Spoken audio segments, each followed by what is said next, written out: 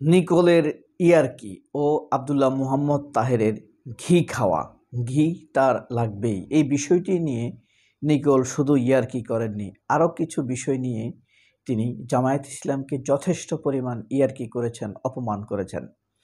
আশা করি পুরো ভিডিওতে সাথে থাকবেন, সবগুলো সচিত্র একটি একটি কোড আপনাদেরকে দেখাবো। মূলত 4টি বিষয়: আমন্ত্রিত অতিথিদেরকে অপমান করে উপস্থাপন করা, তারপরে ইঙ্গিতপূর্ণভাবে কথা দেওয়া, জামায়াত ইসলাম কি ইঙ্গিত দিল, আলী রিয়াজ টাকা চুরি করে পালিয়েছেন, মিথ্যা তথ্য ছড়াবার হাব, এবং জামায়াত ইসলামের ঘি খাওয়া, এই 4টি বিষয় নিয়ে আলাপ করব। প্রথমে আপনাদেরকে অপমানজনক একটি বিষয় দেখাই যে আমন্ত্রিত একজন অতিথিকে, জামায়াতপন্থী সম্ভবত, তাকে অপমান করেছেন নিকোল। আমাদের সাথে আছেন প্রকৌশলী ও শিক্ষক মার্দিয়া মমতাজ, যিনি খুব নিবিড়ভাবে জামায়াতের রাজনীতি পর্যবেক্ষণ করেন। দেখেছেন, আমাদের সঙ্গে আছেন প্রকৌশলী ও শিক্ষক মার্জিয়া মমতাজ। তাকে রাজনৈতিক বিশ্লেষক বলতে রাজি না নিকোল। আবার মার্জিয়া মমতাজের সাথে জামায়াতের কোনো সংশ্লিষ্ট নাই, জামায়াত ইসলাম করেন এরকম কোনো তথ্য প্রমাণ সে খুঁজে পায় না। মার্জিয়া মমতাজ নিজেকে সেভাবে উপস্থাপন করেন না। তবে মার্জিয়া মমতাজ খুব দারুণ প্রেজেন্টার, কথা বলেন। এর আগেও একবার দেখা গিয়েছে এই নিকোল মার্জিয়া মমতাজকে অপমান করে উপস্থাপন করেন।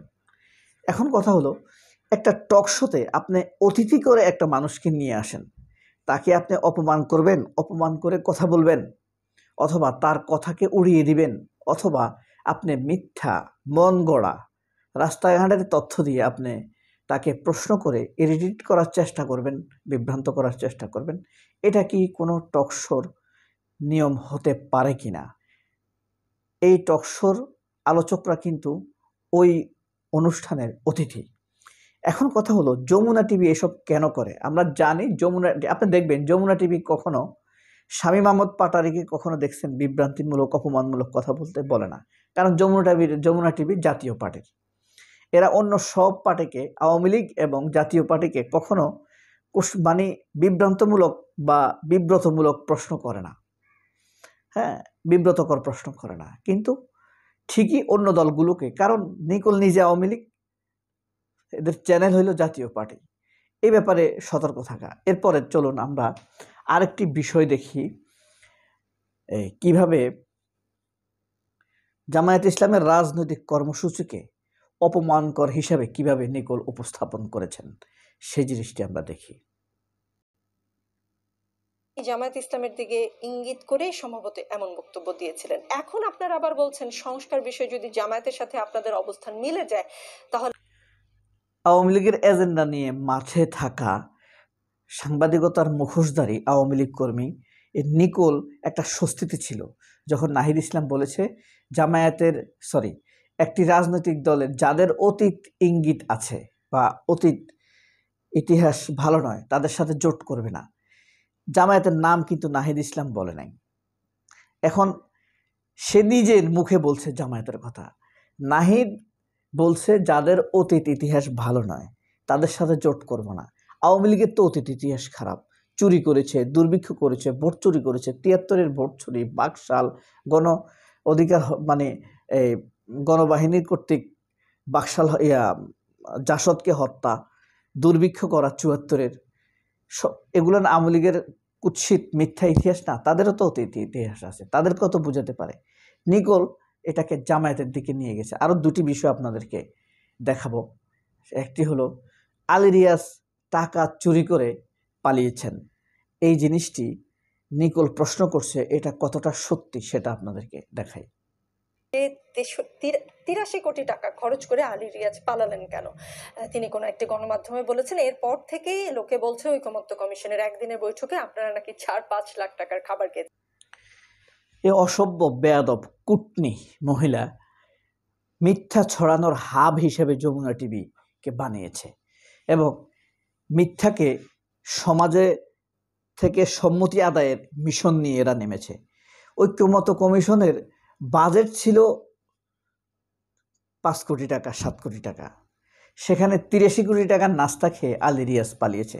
আলী রিয়াজকে আমি মোটেই পছন্দ করি না, সে আওয়ামী লীগের করতো আগে।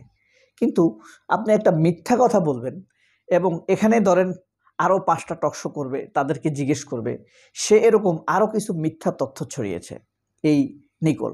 যেমন নাসিরের ছাগল চুরি, আলী রিয়াজের নাস্তা খাওয়া, চট্টগ্রামের বন্দর বিদেশিদেরকে দিয়ে দেওয়া এবং আপনার সেন্ট মার্টিন আমেরিকাকে দিয়ে দেওয়া, এসব মিথ্যা তথ্যগুলো প্রশ্ন করে করে করে মানুষ মনে করে হ্যাঁ সেন্ট মার্টিন তো ইউনুস দিয়ে দিচ্ছে। 10-12 জনকে প্রশ্ন করতো, একের পর এক টক শোতে প্রশ্ন করতো। এরপরে বন্দর আমেরিকার হাতে তুলে দিয়েছে, এরকম মানে প্রশ্ন করতে করতে ব্যাপারটা আসলে মিথ্যা।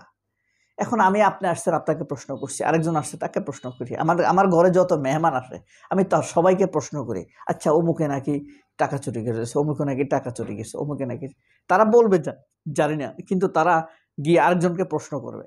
এই প্রশ্ন করতে করতে ব্যাপারটা রেটরিক দাঁড়ায় যাবে সমাজে যে সে দোষী। এই মিথ্যা প্রতারণাটা আমাদের সাথে, দর্শকের সাথে, বাংলাদেশের টেলিভিশন দর্শকের সাথে এই নিকোলের মতো মুখোশধারী সাংবাদিকরা, আওয়ামী লীগ কর্মীরা এসব করে। ঠিক সেন্ট মার্টিন নিয়েও একইভাবে আমাদের সাথে মিথ্যা তথ্য ছড়ানো হয়েছে। এটা হলো মানে নিকোল জামায়াত নেতা ঘি খাইছে, নিকোল সাথে নৃত্য দিছে, ব্যাপারটা এরকম না। হ্যাঁ, এবং নিকোলের নকটামি, এই যে এগুলা করে, এরা তো মানুষকে বিরক্ত করে। এখন কয়জন সচেতন আছে? মানুষ প্রচুর পড়াশোনার ভার থেকে বাঁচার জন্য এসব টক শো দেখে, আলোচনা দেখে। এগুলা হওয়া উচিত অত্যন্ত যুক্তিসঙ্গত এবং সত্য নির্ভর। তারা এখানে বয়ান তৈরি করে, বন্দর দিয়ে দিছে, প্রশ্ন করতে করতে করতে করতে মনে হয় যে বন্দর সত্যি দিয়ে দিছে। তো এদেরকে বন্ধ করে দেওয়া উচিত না? কবে এরা বন্ধ হবে?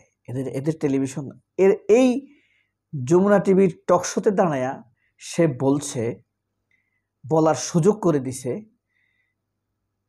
আনিস আলমগীর যেন পিনাকির চ্যানেল বন্ধ করে দেয়, ইলিয়াসের চ্যানেল বন্ধ করে দেয়। অর্থাৎ নিজের বন্ধ হওয়ার বৈধতা অর্জন করেছে নিকোল। যমুনা টিভির বন্ধ হয়ে যাওয়ার বৈধতাই অর্জন করেছে নিকোল। এবার আসেন জামায়াত ইসলাম কিভাবে ক্ষতি করবে ঢাকাবাসীর জন্য, আঙ্গুল কতটা বাঁকা করবে জামায়াত, নিকোলের প্রশ্ন, আঙ্গুল কতটা বাঁকা করবে। এখন নিকোল ভয় পাইছে, আঙ্গুল বাঁকা করে কোথায় দেয়, নিকোল ব্যথা পায় কিনা, সেটাই একটা দেখার বিষয়। আসুন আমরা সেই কথাটি শুনি। 11 নভেম্বর ঢাকাবাসীর জন্য কি কি ভোগান্তি নিয়ে অপেক্ষা করছে জামায়াত আগেই জানিয়ে রাখলে মনে হয় ঢাকাবাসীর সুবিধা হতো। মানে আঙ্গুলটা কতখানি বাঁকা করবে সেটাই আবারও জানতে চাচ্ছি আপনার কাছে। গণভোটের ব্যাপারে সিদ্ধান্ত না হলে জামায়াত ইসলাম 11 নভেম্বর থেকে আন্দোলনে যাবে। অর্থাৎ নিকোল আগেই বলে দিচ্ছে ঢাকাবাসীর জন্য কতটা ভোগান্তি অপেক্ষা করছে এবং আঙ্গুল কতটা বাঁকা করবে জামায়াত ইসলাম। আর মনে হয় যেন সে ভয় পেয়েছে, তার পাছায় আঙ্গুল দিবে জামায়াত ইসলাম, তার পাছায় আঙ্গুল দিবে জনগণ। সে যমুনা টিভিতে মানে পিনাকির চ্যানেল বন্ধ করার বৈধতা উৎপাদন করেছে। অর্থাৎ তাদের যমুনা টিভি বন্ধ করার জন্য এই নিকোলই দায়ী থাকবে, মানে জাতীয় পার্টির চ্যানেল। সবাই অনেক ভালো থাকবেন। আল্লাহ হাফেজ। আসসালামু আলাইকুম।